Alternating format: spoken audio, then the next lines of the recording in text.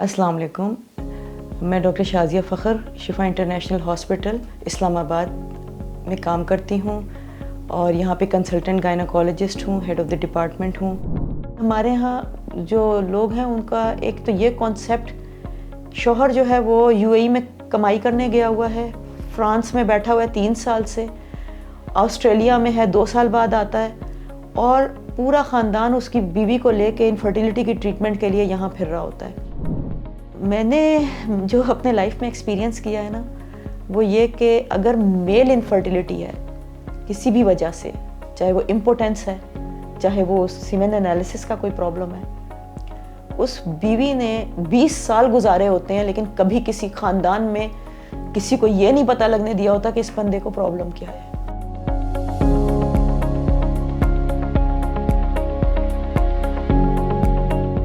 Actually अब infertility जो है उसकी टर्मिनोलॉजी ज़रा चेंज हो गई है और सब फर्टिलिटी कहते हैं, क्योंकि जब हम इनफर्टिलिटी लेबल कर देते हैं इसका मतलब तो कुछ नहीं हो सकता, तो इट्स सब फर्टिलिटी। और उसमें बिल्कुल कुछ औरतें ऐसी हैं कि जिनके बच्चा सिरे से ही हुआ ही नहीं है और कुछ ऐसी हैं कि जिनका प्रेगनेंसी तो हुई है लेकिन वो मिसकैरेजेस हैं और लाइफ बर्थ उनकी कोई नहीं है। तो फ़र्क तो दोनों में थोड़ा सा है, लेकिन प्रैक्टिकली स्पीकिंग दोनों की कॉजेज़ थोड़ी डिफरेंट भी हो सकती हैं। कुछ जो है वो एक दूसरे के ऊपर वो भी ओवरलैप भी कर रही होती हैं, तो डिफरेंट कॉजेज़ हैं, दोनों को ही इन्वेस्टिगेट करना चाहिए। उसको हम बैड ऑब्स्टेट्रिकल हिस्ट्री कहते हैं, जिसमें अर्ली नियोनेटल डेथ्स हो जाएं या माँ के पेट के अंदर ही बच्चे फौत हो जाए या अर्ली ट्राइमेस्टर्स में एबॉर्शन हो जाएं, मिसकैरेजेस हो जाएं, इनको हम बैड ऑब्स्टेट्रिकल हिस्ट्री कहते हैं, यानी पेशेंट के पास लाइव बर्थ कोई नहीं है।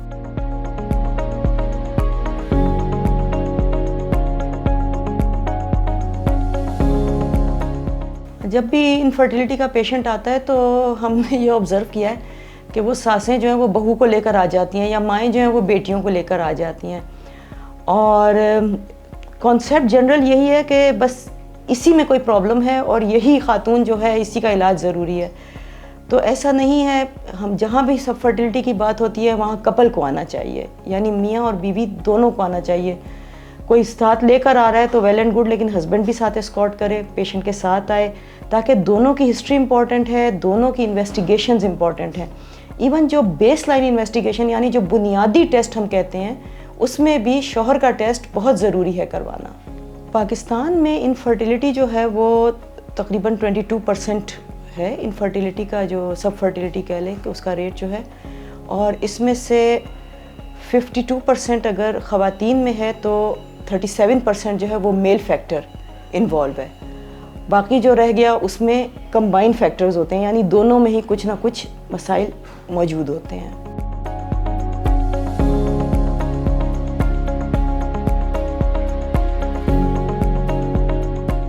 इनफर्टिलिटी का बाज़ लोगों का ख्याल है कि अब हर बंदा जो डायग्नोज हो रहा है, हर बंदा जो है वो उसको पता चल रहा है कि इसको ये प्रॉब्लम है, उसको वो प्रॉब्लम है, इस वजह से बच्चे पैदा नहीं हो रहे, तो शायद कि इसका इंसिडेंस जो है यानी जो तादाद है लोगों की, ऐसे लोगों की अब बढ़ गई है।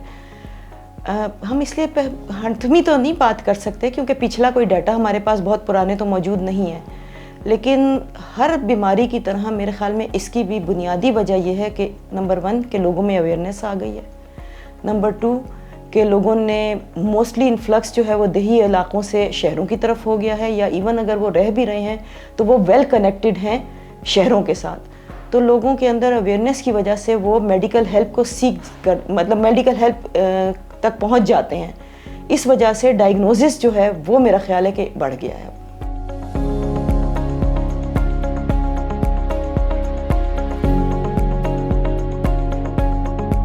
किसी की भी सब फर्टिलिटी होती है और प्रेगनेंसी कंसीव नहीं हो रही, तो हमारे मुल्क में तो 6 महीने के बाद ही वैसे ही पूरा ख़ानदान पूरे कपल के पीछे पड़ चुका होता है।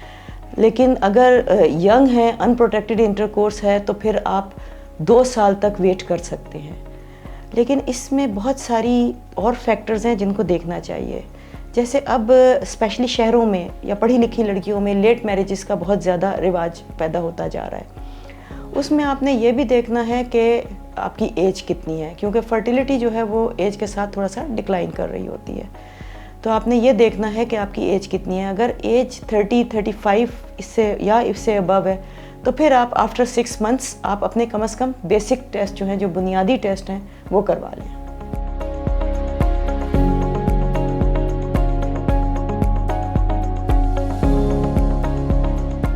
इसमें 2 चीज़ें हैं। एक तो ये कि फैक्टर्स जो इन्फ्लुएंस कर रहे हैं जो नॉन मेडिकल हैं, नॉन मेडिकल भी नहीं कहना चाहिए, बहरहाल कहीं ना कहीं तो वो इफ़ेक्ट हेल्थ को ही कर रहे होते हैं, और कुछ हैं जो टिपिकल कॉजेज़ हैं इनफर्टिलिटी की।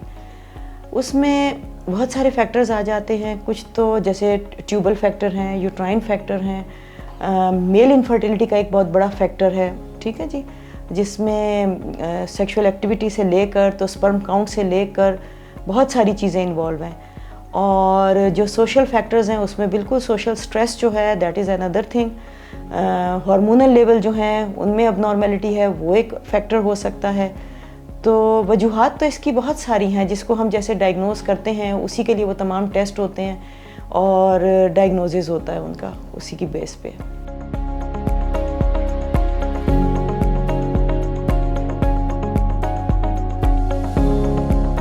स्ट्रेस इस तरह से इम्पेक्ट कर सकता है। बहुत सारे पेशेंट तो आपके ऐसे हैं कि जिनको आप वाकई साइकोलॉजिस्ट के पास भेजते हैं, वो 2-4 सेशंस लेते हैं, एंटी एंग्जाइटी लेते हैं और उनकी प्रेगनेंसी हो जाती है। स्ट्रेस जो है वो आपके ब्रेन पे, आपके हाइपोथैलेमस पे इफेक्ट करता है। वहाँ से जो आपके हार्मोन्स रिलीज़ हो रहे हैं वो आपके बॉडी पे जो रिप्रोडक्टिव हार्मोन्स हैं उनको कंट्रोल कर रहे हैं।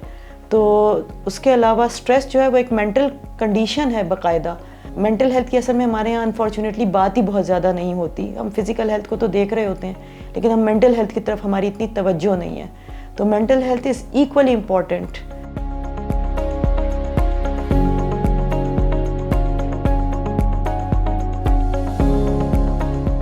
अच्छा, हमारे यहाँ आजकल जो कॉमन एक चीज़ नज़र आ रही होती है, नॉट रिलेटेड टू सब फर्टिलिटी ओनली, जो पेशेंट का इन्फ्लक्स है जो आ रहे होते हैं और जो डायग्नोज हो रहे होते हैं, उसमें पीसीओ एक काफ़ी कॉमन फैक्टर है। वही फैक्टर जो है जब ओवुलेशन का प्रॉब्लम पैदा करता है तो ज़ाहिर है सब फर्टिलिटी को भी एक कंट्रीब्यूशन उसका मेन चंक चला जाता है। पीसीओ की प्रेवलेंस जो है, अभी पिछले दिनों मैं डाटा एक देख रही थी, जो पाकिस्तान में जो है वो 50%, 52% बल्कि लिखा हुआ था, जो कि मुझे थोड़ा सा अनबिलीवेबल भी लगा, लेकिन वो एक मल्टी सेंटर स्टडी है पाकिस्तान की। तो वाकई हम जो पेशेंट देखते हैं वो पीसीओ के बहुत ज़्यादा होते हैं, कॉमन होते हैं, रिप्रोडक्टिव एज की वो ख़वातीन होती हैं। और अब तो ये, पहले हम सोचते थे कि शायद ओवरवेट पेशेंट्स जो हैं उनमें ये ज़्यादा इसकी प्रेवलेंस है, लेकिन बेसिकली प्रॉब्लम जो होता है वो इंसुलिन रेजिस्टेंस का और हाइपर इंसुलिनीमिया का होता है, जो कि इवन समटाइम्स यंग और दुबली पतली बच्चियों को भी अफेक्ट कर रहा होता है। तो जहाँ कहीं भी आपको पीसीओ के सिम्टम्स लग रहे हों, आप फ़ौरन मेडिकल हेल्थ सीख करें और किसी डॉक्टर के पास रुजू करें अपने।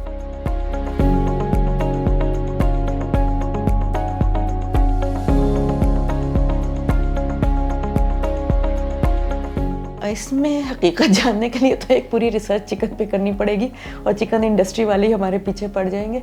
लेकिन ये है कि ये एक जनरल कॉन्सेप्ट है, लेकिन ये वेल प्रूवन नहीं है अभी। जब भी आप बात करते हैं, आप बैलेंस डाइट की बात करते हैं। एक्चुअली हमारे यहाँ जो फास्ट फूड का जो ट्रेंड है, जो स्पेशली जो यंग बच्चियों में वही आ रही हैं ज़्यादातर मोस्टली, और जो यंग बच्चियों में ट्रेंड है फास्ट फूड का है, एक्सरसाइज नहीं करना, सीडेंट्री लाइफस्टाइल।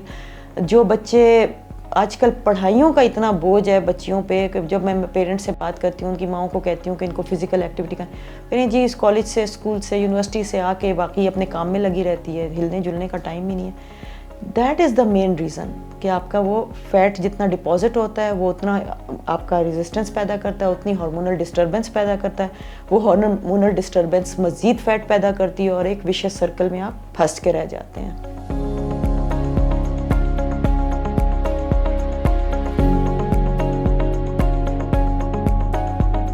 इसमें ऐसे हतमी तो कुछ नहीं कह सकते। हो सकता है कि कोई ऐसी प्रॉब्लम हो जो फॉर द टाइम बीइंग हो। फॉर एग्जांपल किसी को कोई स्मोकर है, उसके स्पर्म मोटिलिटी, स्पर्म काउंट पे इफेक्ट पड़ रहा है, वो हो सकता है उसने छोड़ दी हो, वो बेहतरी हो गई हो।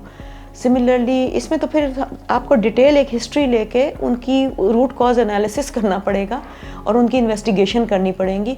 मोस्टली जो जैसे मैंने अभी बात की थी कि कुछ चंक ऐसा है कि जो जिनकी दोनों की कॉजेज़ ओवरलैप कर रही होती हैं, मेल में भी होती हैं और फीमेल में भी होती हैं, यानी दोनों कपल में थोड़ी थोड़ी एक रीज़न होती है। जब वो दूसरे कपल के साथ दूसरे पार्टनर के साथ है और उसने सेकंड मैरिज कर ली है, तो हो सकता है कि वो बिल्कुल परफेक्टली ठीक हो, तो एक पार्टनर जो है उसकी थोड़ी सी इनेबिलिटी जो है वो कंपेंसेट हो जाए उसके साथ। या स्पर्म काउंट है, ओवुलेशन है, ये वो फैक्टर हैं जो परसिस्टेंट नहीं है, जो चेंज होते रहते हैं। तो हो सकता है कि उसमें कोई चेंज आ जाती हो। अभी आपने स्ट्रेस की बात की, हो सकता है स्ट्रेस ही कम हो जाता हो दूसरे के साथ।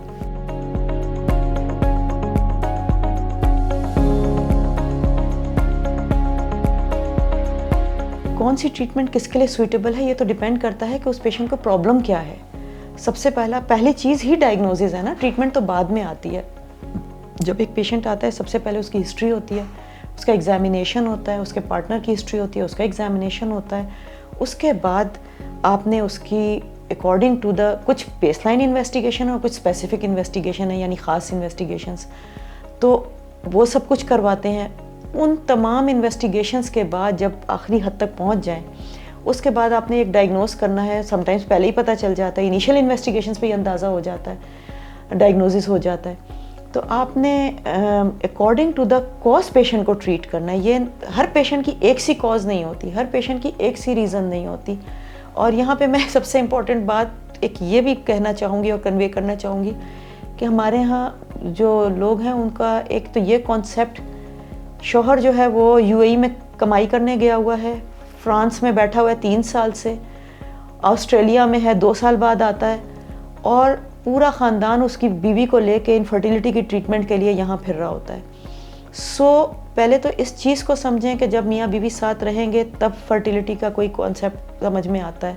दूसरी बात ये कि बेचारी उस औरत के, अगर उसका शौहर 5 साल में सिर्फ 2 बार ही उस पाकिस्तान आया है 1-1 महीने के लिए, उसकी इनफर्टिलिटी पे का लेबल लग जाता है या सब फर्टिलिटी 5 साल की, हालांकि उसने तो वो टाइम स्पेंड किया ही नहीं होता अपने शौहर के साथ।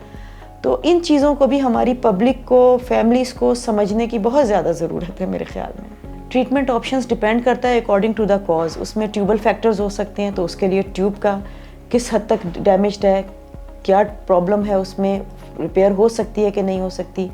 कुछ इनफर्टिलिटी की पीसीओ तो कॉमन है इसलिए लोगों को, क्योंकि आम पब्लिक को पता है। इनफर्टिलिटी की एक बहुत इंपॉर्टेंट कॉज एंडोमेट्रियोसिस है। एंडोमेट्रियोसिस भी एक डिजीज़ है जिसमें ट्यूब्स भी डैमेज हो सकती हैं, इवन ओपन भी हों तो तब भी आपको बहुत सारे वहाँ पे इस तरह के फैक्टर्स हैं कि जो आपको इनफर्टिलिटी कॉज कर रहे होते हैं।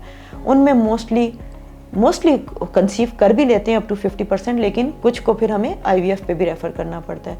सिमिलरली हार्मोनल इम्बैलेंसेस हैं, चाहे वो ल्यूटियल फेज डिफेक्ट्स हैं, चाहे वो पॉलीसिस्टिक ओवेरियन सिंड्रोम की वजह से आपका जो है हाइपर इंसुलिनीमिया है, ये वो फैक्टर्स हैं जो आपकी इनफर्टिलिटी को कॉज कर सकते हैं। कुछ सर्वाइकल फैक्टर्स हैं, कुछ एंटीबॉडीज़ होती हैं जो स्पर्म्स के अगेंस्ट काम कर रही होती हैं और स्पर्म को वहाँ पे डिस्ट्रॉय कर रही होती हैं। वो फैक्टर हैं जिनको ट्रीट किया जा सकता है। उसके अलावा मेल फैक्टर्स में बहुत सारे इश्यूज़ हैं, जिसमें कि उसमें जो मेल सीमेन एनालिसिस होता है, उसमें आप देख लें कि उसका अमाउंट ठीक है, उसका क्वांटिटी ठीक है, स्पर्म्स की, उनकी मोटिलिटी ठीक है, उनकी मॉर्फोलॉजी ठीक है, यानी उनकी बनावट सेल्स की। तो बहुत सारे फैक्टर्स हैं जो इन्वॉल्व होते हैं इसमें। यही तमाम इन्वेस्टिगेशन डायग्नोसिस के लिए होती हैं और डायग्नोस करने के बाद अकॉर्डिंग टू द कॉज उस पेशेंट को ट्रीट किया जाता है। एक फार्मूला सब पे लागू नहीं हो सकता।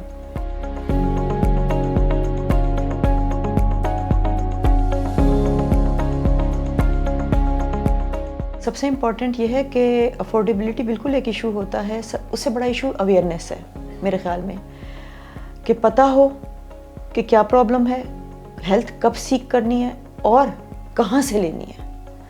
ज़रूरी नहीं है कि हर पेशेंट जो है वो आईवीएफ पे ही जा रहा हो, ज़रूरी नहीं है कि हर पेशेंट जो है वो किसी हाई-फाई सेंटर में ही आ रहा हो। आपके जो बेसिक टेस्ट हैं और बेसलाइन टेस्ट हैं, हर जगह हॉस्पिटल खुले हुए हैं, गवर्नमेंट के भी हैं, प्राइवेट भी हैं, हर तरह के सेटअप मौजूद हैं। तो जो बेसिक्स टेस्ट हैं वो तो आपके हर जगह हो सकते हैं। आप सबसे इम्पॉर्टेंट है कि टाइमली आप उस फैसिलिटी को अवेल करें और आपको ये पता हो कि आपने जाना कहाँ है। तो बिल्कुल। और दूसरे सबसे इम्पॉर्टेंट ये कि आप हेल्दी लाइफस्टाइल अपनाएं।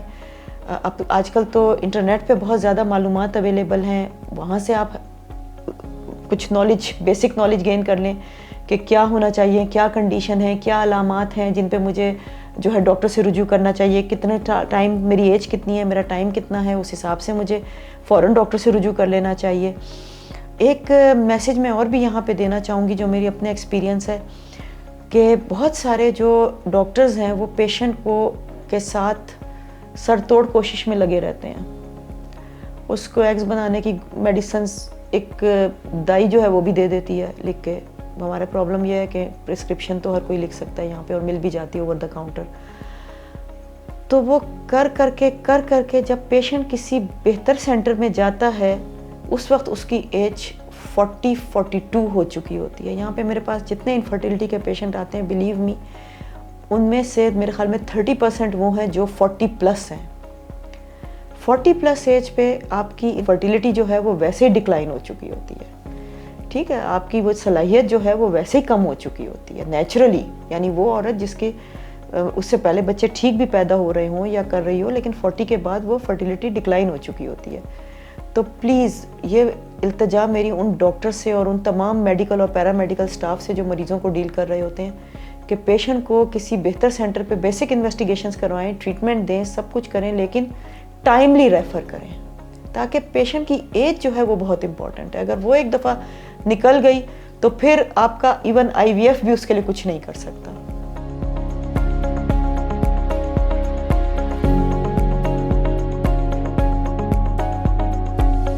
हेल्दी लाइफस्टाइल, स्ट्रेस फ्री रहें। स्ट्रेस फ्री रहने के स्ट्रेस तो इतने हैं ज़माने में कि इंसान कैसे स्ट्रेस फ्री रहे।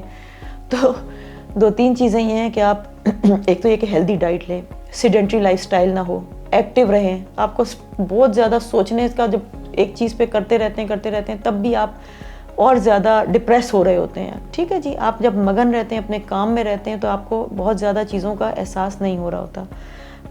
डाइट अपनी हेल्दी रखें। जिस तरीके के फ़ास्ट फूड या मुरगन खाने हैं उन चीज़ों को थोड़ा सा अवॉइड करें। कोशिश करें, अच्छे सबको लगते हैं, एक टाइम बना लें। मैं अक्सर अपने पेशेंट्स को कहती हूँ, बेटा छोड़ तो नहीं सकते हो आप, ये मुझे भी पता है, आप हफ्ते में एक दिन फिक्स कर लो कि इस दिन आपने ये खाना है, बाकी सारा वीक ना लो। तो इस तरह आहिस्ता आहिस्ता करके अपने लाइफस्टाइल को बेहतर बनाएं, हेल्दी बनाएं। अगर बहुत ज़्यादा स्ट्रेस है तो फिर आप साइकोलॉजिस्ट से, साइकेट्रिस्ट से, ये लोग भी हैं हेल्प के लिए, इनसे रुजू कर सकते हैं। और दूसरे ये कि थोड़ी सी नॉलेज, अवेयरनेस, इन तमाम चीज़ों की जो है वो आपको बहुत ज़्यादा हेल्प करेगी।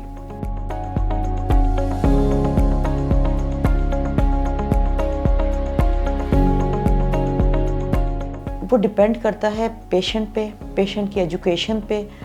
अमूमन बहुत पढ़े लिखे लोगों में और बिल्कुल रिमोट एरियाज़ के लोगों में बहुत कम है। इंटरमीडिएट जो हैं उनमें थोड़ा सा ये प्रॉब्लम है, लेकिन जो बहुत रिमोट है उनमें भी नहीं है। वो दूसरी शादी कर लेते हैं लेकिन डिवोर्स नहीं करते। और जो पढ़े लिखे हैं मोस्टली वो भी ट्राई करते रहते हैं, और अमूमन जो है अफोर्डेबिलिटी भी इतना इशू नहीं होती, तो वो और टेक्निक्स जो हैं उन पे भी जा सकते हैं और चले जाते हैं।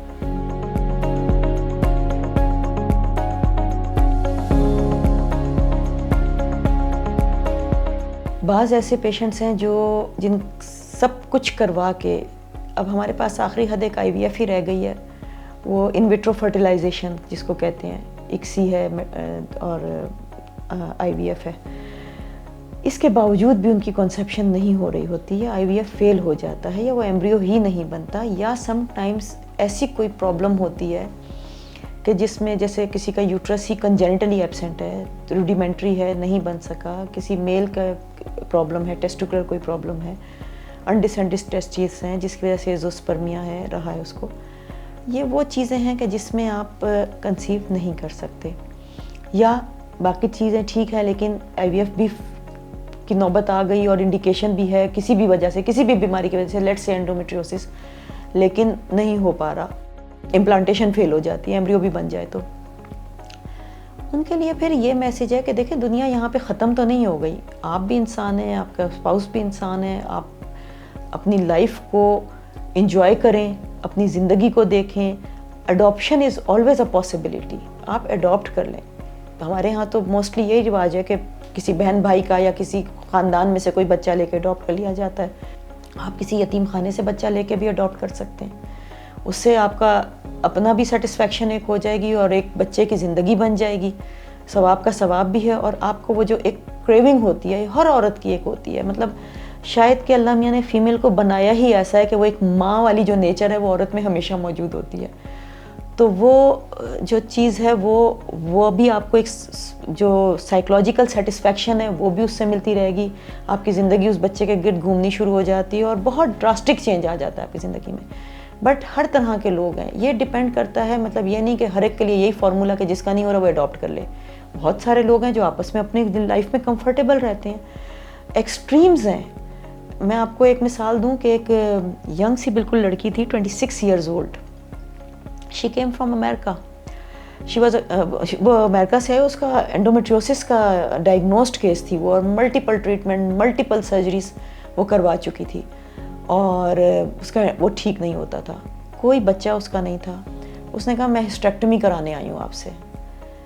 मैंने कहा कि आप IVF ट्राई करो, आप ये करो, आप वो करो। उसने कहा नहीं, I am in so much pain because of this endometriosis कि मैं I want to get rid of this uterus and ovaries. मैंने कहा अपने तुम्हारा हस्बैंड जब तक नहीं आएगा और लिख के नहीं देगा रिटर्न कॉन्सेंट, मैं तुम्हारी नहीं करूँगी। उसने हस्बैंड को बुलवा लिया अमेरिका से, हस्बैंड भी आ गया और they give the inform consent और हिस्टेक्टमी करवा ली, यूट्रस निकलवा दिया, ओवरीज निकलवा दी, और वाकई बहुत बैड एंडोमेट्रियोसिस था उसका। और तो उसने कहा कि मेरी लाइफ जो है, I am so happy now, मेरी लाइफ चेंज हो गई है, मुझे लगता है कि मैं इंसान हूँ और मैं ज़िंदा हूँ और मैं अपनी मर्ज़ी से अपनी ज़िंदगी अब जी रही हूँ। सो ये परसेप्शन है आपकी अपनी कि आप उस चीज़ को किस फ्रेम में देखते हैं, आप उस प्रॉब्लम को किस तरह लेते हैं और किस तरह हैंडल करना चाहते हैं। मेरे ख्याल में इस तरह की जब जहाँ तक नौबत आए उसमें अपना भी इनपुट देखें कि आपका अंदर क्या कहता है अपना, और साइकियाट्रिस्ट और साइकोलॉजिस्ट से भी थोड़ी सी हेल्प ले लें तो उससे भी बहुत ज़्यादा आपको जहनी सुकून और थोड़ा सा डिसीजन मेकिंग और थोड़ा सा आपका स्ट्रेस रिलीज़ हो जाता है। और इसमें सबसे जो इम्पोर्टेंट है ना, वो कपल की अपनी अंडरस्टैंडिंग है। अभी जो मैंने मिसाल दिया आपको, वो उस कपल की अपनी अंडरस्टैंडिंग थी कि उन्होंने कहा कि हमें बच्चा नहीं चाहिए, हमें अपनी ज़िंदगी चाहिए कि जो अच्छे तरीके से गुजार सकें हम। तो कपल की अंडरस्टैंडिंग बहुत इंपॉर्टेंट है। हस्बैंड की सपोर्ट वाइफ के लिए, अगर हस्बैंड में कोई प्रॉब्लम है तो वाइफ की सपोर्ट उसके लिए। और मैं एक चीज़ आपको बताऊं, मोस्टली हमारे यहाँ ज़ाहिर है कि एक मेल शॉनिज़म बहरहाल है, प्रिवेल करता है, और मेल इनफर्टिलिटी अगर हो तो वो पहले तो वो आदमी टेस्ट कराना नहीं चाहता, या उसने कहीं से पहले जो रिलक्टेंट हो, उसमें हमें समझ आ रही होती है कि इसने शायद पहले से कहीं करा रखा है और इसको पहले से पता है अपना। बहरहाल जब या कुछ बहुत कोऑपरेटिव और बहुत ज़्यादा उसमें अकॉर्डिंग टू द एडवाइस चल रहे होते हैं, लेकिन कुछ पेशेंट्स ऐसे भी होते हैं कि जो confidentiality is always very important, और डॉक्टर भी उनकी कॉन्फिडेंशियलिटी रखता है और वो नहीं चाहते कि उनकी फैमिली को या किसी को भी पता चले कि उनका ये प्रॉब्लम है और उनका कोई ट्रीटमेंट या इलाज चल रहा है। तो मैंने जो अपने लाइफ में एक्सपीरियंस किया है ना, वो ये कि अगर मेल इनफर्टिलिटी है किसी भी वजह से, चाहे वो इम्पोर्टेंस है, चाहे वो उसका सीमेन एनालिसिस का कोई प्रॉब्लम है, उस बीवी ने 20 साल गुजारे होते हैं लेकिन कभी किसी ख़ानदान में किसी को ये नहीं पता लगने दिया होता कि इस बंदे को प्रॉब्लम क्या है। तो अगर यही एटीट्यूड मेल पार्टनर की तरफ से भी हो तो आई थिंक कि that is what is required right now, कि ये अवेयरनेस पैदा हो कि ये कपल है, आपकी ज़िंदगी है, आपने अपनी ज़िंदगी को किस तरीके से जीना है और आपका फोकस किस बात पे होना चाहिए।